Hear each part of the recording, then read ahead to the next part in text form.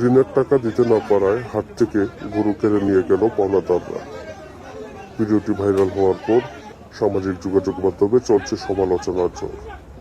দেখুন সেই হৃদয় বিদারক ঘটনাটি।